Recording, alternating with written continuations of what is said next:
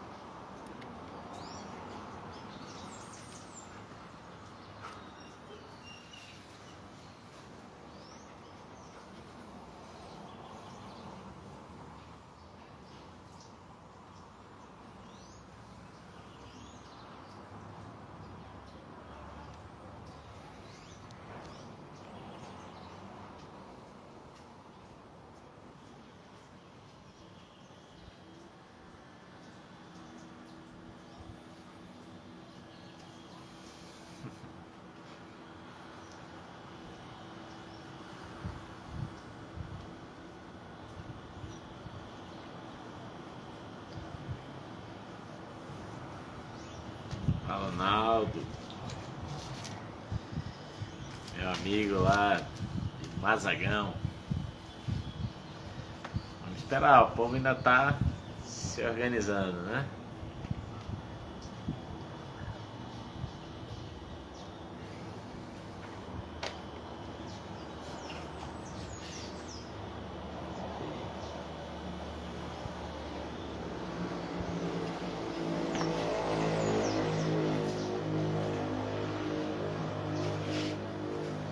Aí, ó.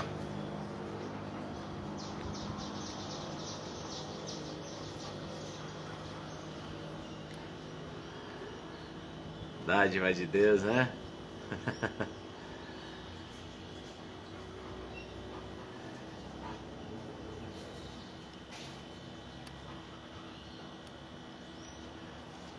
Quem seria o Hilda? Não seria o Hilder?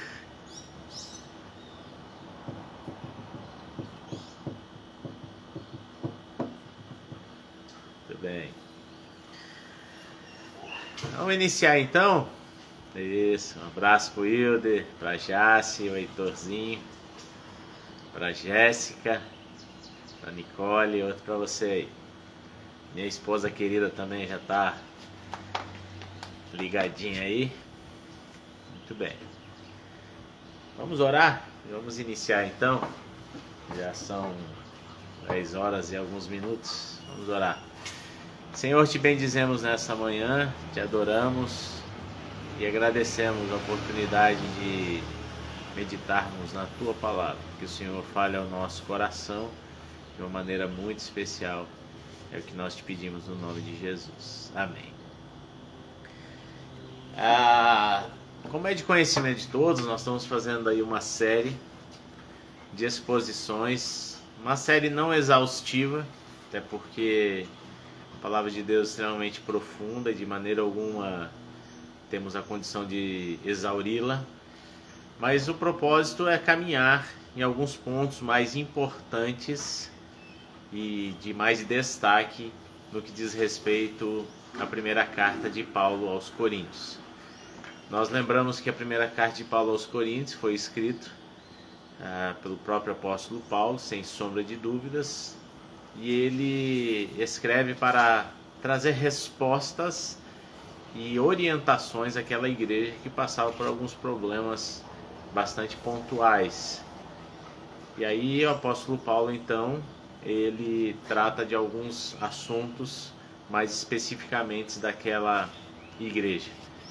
Porém, nós sabemos que a palavra ela é viva, ela é eficaz, e a palavra ela é inspirada por Deus e ela traz também para os dias de hoje importantes lições. Nós entendemos então que essa mensagem é para nós também. Nós tratamos aí no nosso primeiro encontro acerca dessa igreja, que por mais que ela tinha muitos defeitos, era uma igreja de Deus. De maneira alguma o apóstolo Paulo, mesmo sabendo dos problemas que aquela igreja tinha, falava qualquer coisa negativa contra ela. Nós vimos também que a igreja ela precisa ser uma igreja sem partidos. Havia partidarismo na igreja, havia grupinhos na igreja. E o apóstolo Paulo, por vezes, vai trazer à tona novamente esse tema para mostrar que o importante é a unidade da igreja. Nós vimos que a pregação do evangelho precisa ser... a pregação precisa ter o foco e precisa ser centrada no evangelho. E semana passada nós vimos que uma das marcas da igreja verdadeira é o fato dela ser uma igreja que aceita a disciplina do Senhor. Ela compreende que na sua caminhada, que na sua trajetória, ela não está imune e isenta a problemas de ordem espiritual. E diante dessa realidade há momentos em que de fato essa igreja ela resvala, ela cai, e a disciplina precisa ser aceita como sendo algo vinda do Senhor. E hoje nós vamos falar um pouquinho sobre uma intimidade amorosa. Nós vamos falar um pouco sobre a ceia do Senhor. Só para eu saber se está tudo ok aí, dá um sinal aí, quem está online com a gente, se está tudo ok. Dá um sinalzinho aí. Tá? Nós vamos falar um pouquinho hoje sobre a ceia do Senhor. E esse tempo que nós estamos vivendo é bem propício para nós falarmos sobre isso, porque a ceia do Senhor é algo tão especial na vida da igreja. A ceia do Senhor é muito importante. A ceia do Senhor é esse tempo tão especial em que a gente se reúne e comunga do mesmo pão e do mesmo vinho, expressando assim então a alegria do corpo realmente de Cristo. E o apóstolo Paulo ele vai escrever então nessa carta aos Coríntios também sobre esse assunto. E falar de ceia, como eu falei, nesses tempos de isolamento social, é falar de algo que eu particularmente tenho sentido muita falta. E eu tenho certeza que você também sente, você que é membro da igreja, você que já fez o seu batismo, a sua pública profissão de fé, eu tenho plena certeza de que você também sente saudade da comunhão, saudade de comungar, saudade de estar verdadeiramente desfrutando desse meio de graça que é a ceia do Senhor. Muito bem. Diante dessa realidade, nós vamos observar então no capítulo 11 de 1 Coríntios, a partir do verso 17, que diz assim a palavra do Senhor. Nisto, porém, que vos escrevo, ou que vos prescrevo, não vos louvo, porquanto vos ajuntais não para melhor, e sim para pior. Porque antes de tudo estou informado haver divisões entre vós quando vos reunis na igreja, e eu em parte o creio. Porque até mesmo importa que haja partidos entre vós, para que também os aprovados se tornem conhecidos em vosso meio. Quando, pois, vos reunis no mesmo lugar, não é a ceia do Senhor que comeis. Porque ao comerdes, cada um toma antecipadamente a sua própria ceia, e há quem tenha fome, ao passo de que há também quem se embriague. Não tendes porventura casas onde comer e beber? Ou menosprezais a igreja de Deus e envergonhais o que nada tem? Que vos direi? Louvar-vos-ei? Nisso certamente não vos louvo, porque eu recebi do Senhor o que também vos entreguei. Que o Senhor Jesus, na noite em que foi traído, tomou o pão, e tendo dado graças, o partiu e disse: Isso é meu corpo que é dado por vós, fazei isso em memória de mim. Por semelhante modo, depois de haver ceado, tomou também o cálice, dizendo: Esse cálice é a nova aliança no meu sangue. Portanto, fazei isso todas as vezes que beberdes em memória de mim, porque todas as vezes que comerdes este pão e beberdes o cálice, anunciais a morte do Senhor até que ele venha.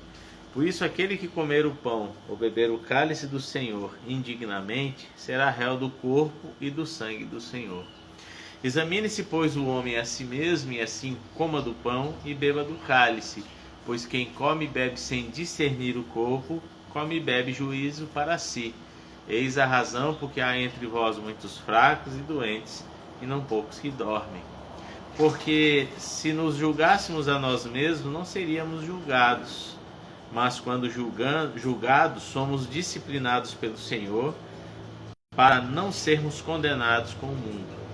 Assim, pois, irmãos meus, quando vos reunis para comer, esperai uns pelos outros. Se alguém tem fome, coma em casa, a fim de não vos reunirdes para juízo. Quanto às demais coisas, eu as ordenarei quando for ter convosco. Amém. A ceia do Senhor, ela é um momento muito especial. A ceia do Senhor, ela representa o sacrifício de Jesus naquela cruz. Os elementos da ceia são pão e vinho. E nós sabemos que o pão simboliza o corpo que foi partido por nós. Naquela cruz ele sofreu a dor que nós merecíamos sofrer. O cálice, ele representa uma nova aliança. O sangue de Jesus pagou os nossos pecados e estabeleceu uma nova aliança entre nós e Deus.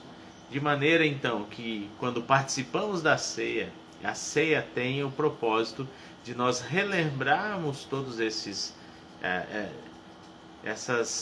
essa intervenção de Deus em nossa vida. O pão simboliza o corpo que foi entregue, o cálice simboliza o sangue que foi derramado naquela cruz. Na igreja primitiva, em especial na igreja de Corinto, o que estava acontecendo? Havia a administração da ceia do Senhor num tempo previamente marcado, e ela era realizada após uma grande festa, um banquete, uma refeição que era chamada de festa ágape, ou a festa do amor. Essa grande refeição expressava o amor e a fraternidade. Quando a gente olha o livro de Judas, a epístola de Judas, no versículo 12, nós vamos encontrar a referência acerca dessa festa também. Um dos objetivos desse momento, meus queridos, era oferecer aos crentes mais pobres uma refeição farta, uma oportunidade de desfrutar de algo a mais que eles não possuíam. E nesse encontro, então, tinha esse propósito. Todos podiam usufruir de uma mesa bem servida. Os coríntios, no entanto, foram se afastando gradativamente desse propósito, dessa festa do amor. E ao invés, então, de começarem a promover a comunhão fraterna e solidária, eles começaram a transformar a participação na mesa do Senhor num ambiente de disputas mesquinhas, mais do que isso, de esnobismo, ou seja, cada um queria trazer algo melhor do que o outro, ou seja, todas essas coisas não estavam contribuindo para o propósito original e verdadeiro dessa festa. E havia as divisões. Então, um evento que foi criado para unir acabou segregando a igreja em classes sociais. Veja no que essa igreja estava incorrendo. Olha só essas divisões. Havia então essas panelinhas era uma família dividida, e Paulo então expõe o pecado dos coríntios, condenando essas relações espúrias que eles construíram entre si. Ou seja, as divisões ao redor da mesa do Senhor, eram apenas evidências de problemas mais profundos que eles já nutriam, tais como a soberba, o orgulho, a vaidade. E imagine, era uma igreja do Senhor, todos se consideravam mais espirituais e, não obstante isso, agiam dessa forma. O fato de haver na mesa do Senhor essas divisões, isso era apenas o resultado daquilo que tinha nos seus corações. Muito bem. E mostrava claramente que não havia uma maturidade espiritual. Quais eram? Vejamos como a desunião e a imaturidade eram percebidos naquela igreja. Alguns fatos interessantes. Primeiro, na acepção de pessoas. Os irmãos na fé viviam como estranhos no mesmo ambiente. Já pensou?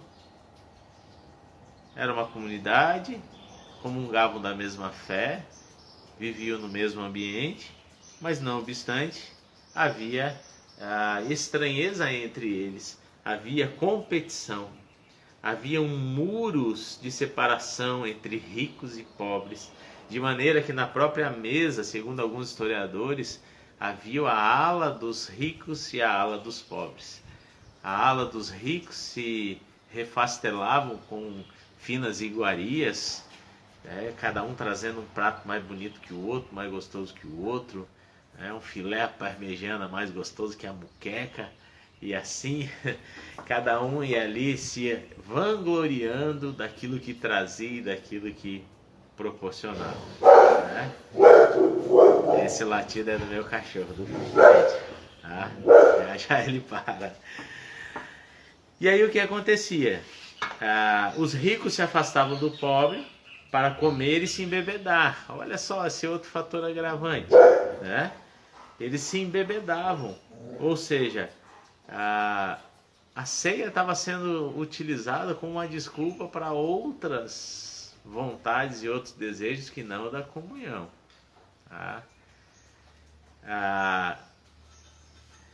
Outra coisa que a gente observa, a descaracterização da ceia, né? A divisão e a acepção de pessoas gerava uma distorção e negligenciava o verdadeiro e real sentido da ceia.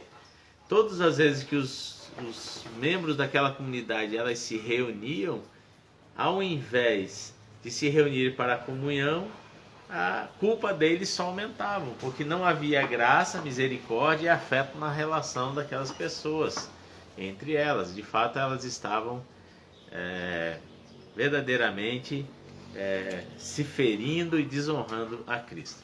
Eu vou fazer aqui eu vou passar a palavra para o meu amigo Saulo. Vamos fazer isso aí. Hoje vamos falar com Saulo, né? Ele pediu para participar. Vamos aguardar ele entrar aí, ver qual é a contribuição que ele pode dar nesse momento. Meu presbítero Saulo, meu DJ Azulay.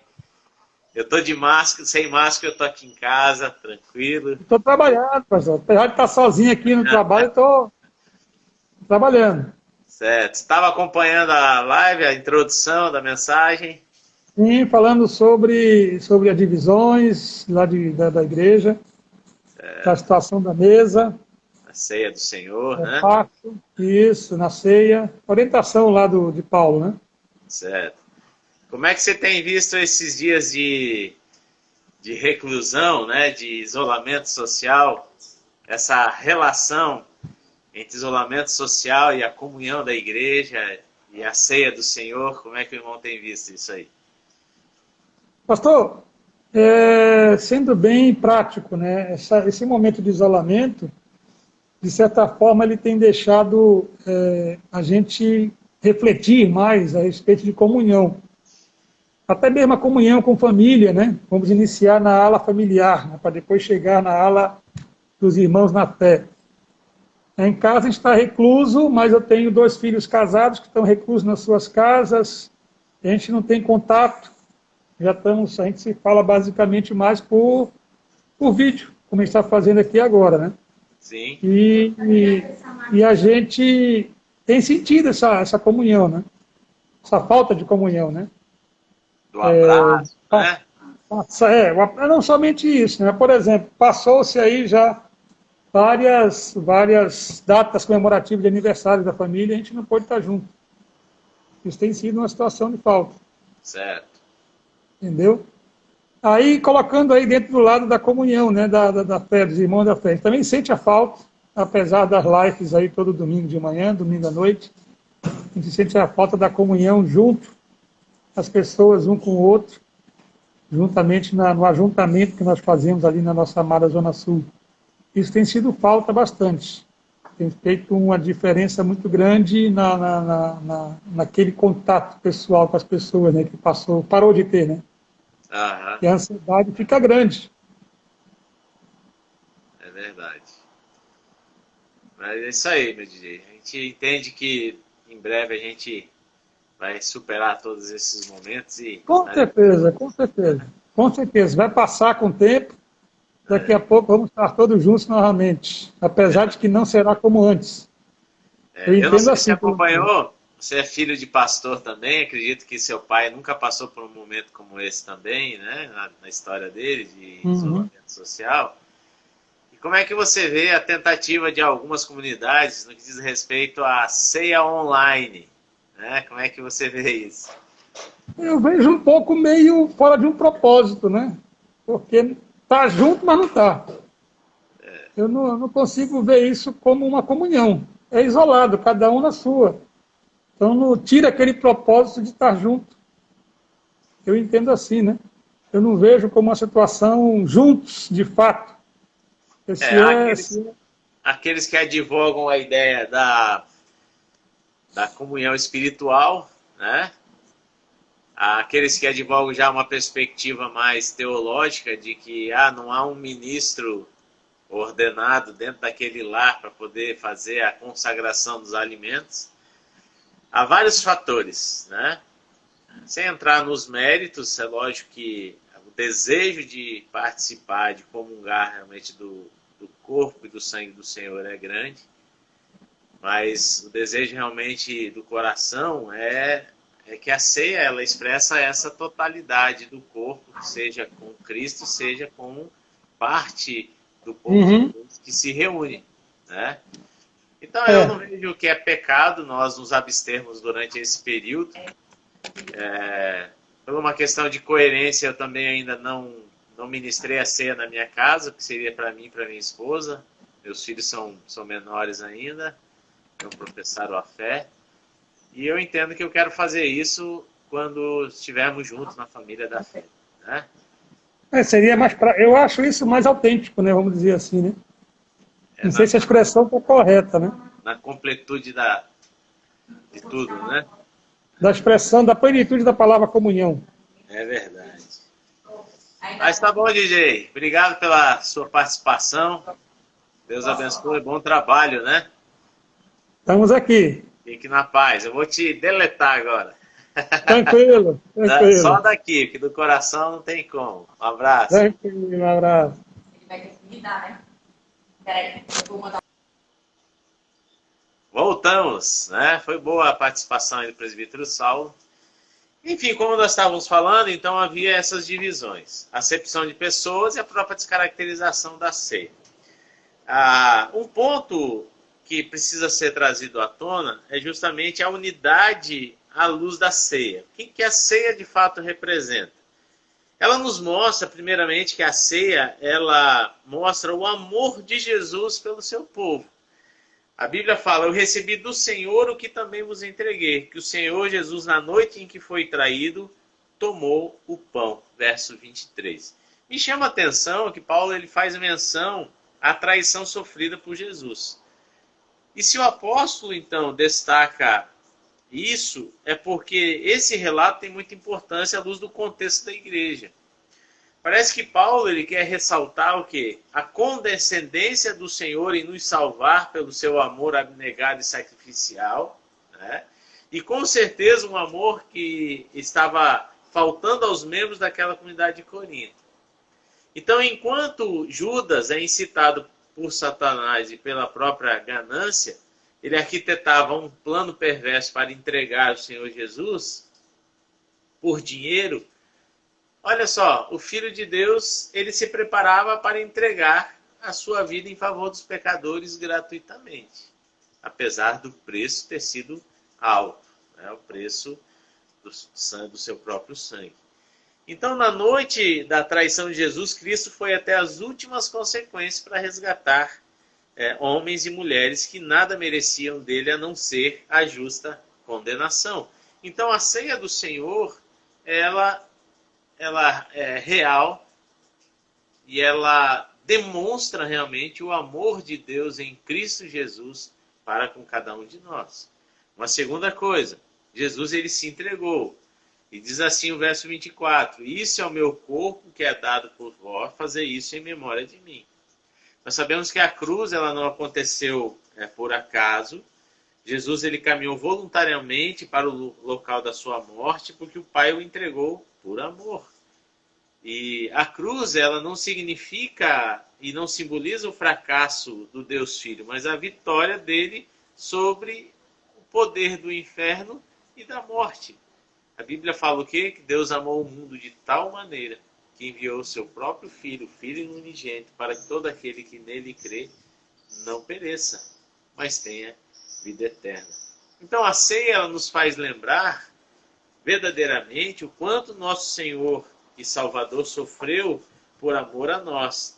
Ele deixou a sua glória, se esvaziou da sua glória, se humilhou até a forma de servo, até a morte de cruz. Um terceiro aspecto que eu queria falar é que quando participamos da ceia, essa evidência do amor e do entregar-se de Cristo também aponta para a volta de Cristo. O texto diz assim, todas as vezes que comerdes esse pão e beberdes o cálice, anunciais a morte do Senhor até que ele venha.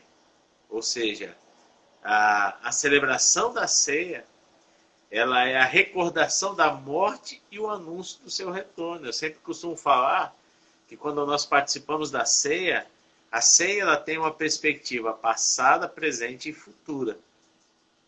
Passada por quê? Porque quando participamos da ceia, nós nos remetemos àquele dia em que Cristo se entregou naquela cruz. Cristo morreu naquela cruz. Passado.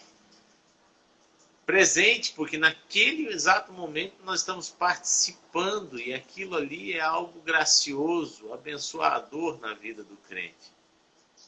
A participar da ceia do Senhor é um privilégio, de maneira que a gente deveria participar com alegria, participar com regozijo, com gozo, porque aquilo ali é algo muito especial da parte de Deus, no presente. E uma perspectiva futura é justamente a perspectiva de que quando nós celebramos a ceia, nós anunciamos a volta do Senhor. Nós anunciamos que em breve Ele voltará. Pode ser amanhã, pode ser daqui uma semana, daqui um ano, não sabemos. Né? Cada dia que passa, né, as coisas vão se aproximando mais desse fim. Enfim, a ceia então, ela é um memorial do sacrifício, mas ela aponta também para a volta do Senhor. E aí vem uma pergunta: como nós devemos participar da ceia do Senhor? Como? Algumas coisas são interessantes. Primeiro, com discernimento. A Bíblia fala no versículo 29, do capítulo 11 desse texto, que é o texto base da nossa reflexão nessa manhã, que quem come e bebe sem discernir o corpo, come e bebe juízo para si. Então, o primeiro fato para participar da ceia, que relembra o sacrifício, enfim, Paulo está realmente se referindo ao significado da obra de Cristo e do corpo ao qual ele se refere, ao seu próprio corpo. Se não houver compreensão do que Cristo realizou no Calvário, se não houver compreensão da amplitude daquele fato e daquele feito, não haverá uma participação benéfica da ceia do Senhor. Então, discernir o corpo significa você ter uma plena consciência do que aquele evento, do que aquele fato, do que aquele momento realmente representa e, de fato, de maneira efetiva, ele trouxe de resultado. Ou seja, se a obra de Cristo ela não é compreendida, o entendimento do que é a igreja, seu significado e a importância igualmente são distorcidos. Cristo naquela cruz nos fez um só povo, a igreja do Senhor. E quando nós participamos da ceia, nós temos que ter o discernimento de que esse fato, a morte de Cristo na cruz, de maneira objetiva, nos impactou e nos tornou, então, uma só criatura, um só povo, um só rebanho do Senhor. Então, nós temos que entender que o ato de amor de Jesus na cruz por nós nos torna mais inclinados a amar a igreja pela qual ele morreu, a fim de santificá-la. A igreja é uma família da qual todos somos iguais em Cristo e por isso não deve haver acepção de pessoas. Portanto, como eu devo participar da ceia? Com discernimento, sabendo que aquilo ali foi real e aquilo foi por mim e por você. Segundo, com temor. Olha só que coisa interessante. Diz assim, aquele que comer o pão e beber o cálice do Senhor indignamente será réu do corpo e do sangue. Que palavra dura é essa? De fato, não podemos zombar de Deus achando que nossas posturas pecaminosas passam desapercebidas diante dele. Mas quem de fato é digno de participar então da ceia do Senhor, uma vez que todos nós somos pecadores? Ora, todo cristão que evoca o amor, o perdão de Jesus e entende que de fato e de verdade é um miserável pecador, mas que em Cristo seus pecados foram perdoados, e ele está na luta para continuar a sua vida de santificação, o seu processo de santificação. Portanto, o que Paulo nos chama a atenção é justamente o fato de que aqueles irmãos sabiam que estavam fazendo errado, sabiam que estavam fazendo acepção de pessoas, estavam se embebedando. Há comentaristas que afirmam que, por ser uma refeição, eles comiam fartamente, saíam do recinto, provocavam o vômito para voltar para comer mais. Olha só no que tinha virado essa comunhão, né? Muito triste isso. E o que Paulo está mostrando assim, de nada adianta vocês estarem participando disso tudo com a vida desse jeito. Então a ceia precisa ser participada com discernimento e com temor. E a melhor maneira de participar de forma digna na mesa do Senhor é ter a consciência da nossa indignidade. Ou seja, eu não sou merecedor de participar disso. Mas em Cristo eu tenho livre acesso, então. Ou seja, os méritos são todos de Cristo. Observa que mais à frente o apóstolo Paulo afirma que algumas pessoas estavam doentes e outras mortas porque participavam da ceia indignamente. Ou seja, se não houvesse temor, eles não estariam passando por lutas pelas quais estavam passando. De fato e de verdade, Deus estava disciplinando os coríntios com rigor, porque o amor fraterno daquela comunidade tinha se esfriado. E o Senhor, ele não é complacente com uma igreja que celebra o amor na formalidade, mas que não se ama de fato, ou se o perdão não acontece de verdade. Portanto, queridos, recomendações para participar da ceia com discernimento e temor, mas também com autoexame. O texto diz assim, verso 28, examine-se, pois, o homem a si mesmo, e assim coma do pão e beba do cálice. Um autoexame, então, é exigido. Em outras palavras, você não deve tentar examinar o seu irmão. Você deve examinar-se a si mesmo. Nós temos que examinar a nossa própria vida e não a dos outros. Note, No entanto, que essa avaliação pessoal do coração, tem como objetivo nos afastar dos nossos maus caminhos, em vez de nos afastar da participação do pão e do cálice. A ceia é um convite para a gente fugir do pecado e renovar o nosso compromisso e fidelidade àquele que partiu o seu corpo e derramou o seu sangue por cada um de nós. Portanto, o autoexame é uma autorreflexão de como está a vida e de verdadeiramente como se tornar aptos a participar, lembrando que os méritos são todos de Cristo. Em outras palavras, você se avalia, você olha quão indigno você reconhece o teu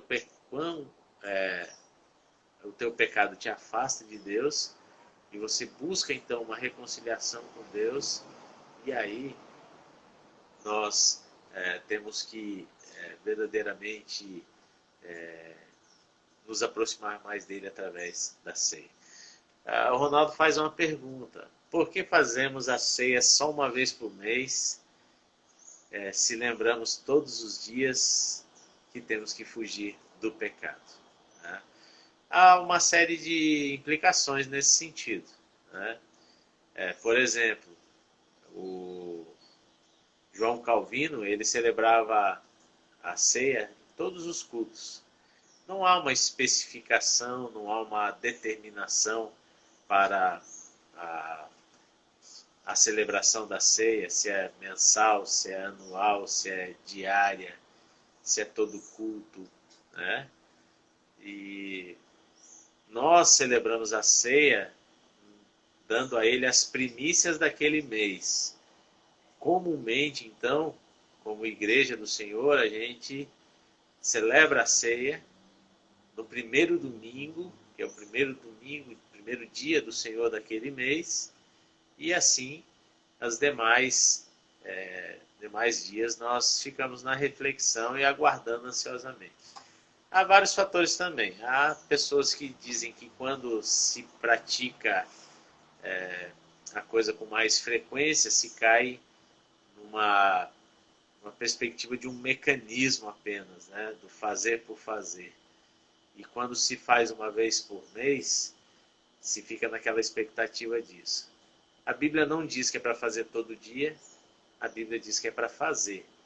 E nós entendemos que esse primeiro dia é melhor. Quanto ao fugir, todo dia tem que fugir do pecado, lembramos que a ceia do Senhor é um dos meios de graça.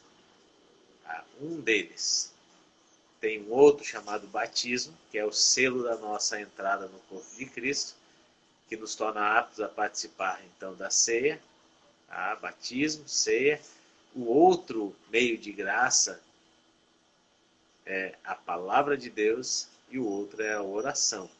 Portanto, a gente participa da ceia, mas a gente se debruça também sobre a oração e sobre a leitura da palavra.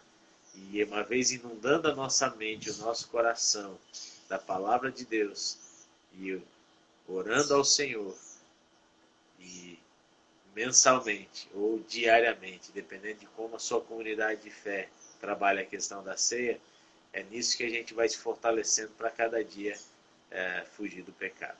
Certo, Ronaldo? Beleza.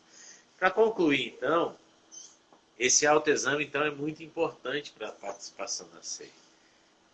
Para nós fecharmos a nossa reflexão desse domingo, o que tem nos impedido realmente de participar da ceia do Senhor? Talvez você esteja falando assim, está me impedindo justamente o isolamento social. Mas digamos que nós não estivéssemos em isolamento social, o que te impede de participar da ceia do Senhor? Não, pastor, eu ainda não professei a minha fé, eu ainda não batizei. O que te impede de ser batizado? O que te impede de fazer sua pública profissão de fé e desfrutar desse momento tão especial, que é o momento da ceia do Senhor, que tem implicações espirituais? Nós entendemos que a ceia do Senhor, ela é um momento em que, pela fé, o servo de Deus se alimenta do próprio Cristo, pela fé. o corpo, o vinho e o pão continuam sendo pão e vinho, estão ali simbolicamente representando, mas quando eu tomo com fé, eu creio que estou me alimentando do próprio Cristo. Portanto, muito em breve, eu acredito que nós estaremos saindo desse isolamento social, estaremos nos reunindo novamente, estaremos celebrando a ceia do Senhor. E eu ouso a dizer, sem medo de errar, de que assim que liberarem a reunião das igrejas, nós estaremos juntos no primeiro domingo, independentemente se ele for o primeiro, segundo, terceiro, quarto ou até quinto domingo. Nós estaremos celebrando a ceia, expressando a nossa comunhão uns com os outros. Se você não pode participar da ceia, o que te impede? Faça o seu batismo, sua pública profissão de fé e assim participe da ceia, que é um momento muito especial. Tá? Que Deus assim nos abençoe. Amém? Se tiver algum pedido de oração, pode fazer. Eu esperarei alguns minutinhos para nós encerrarmos também.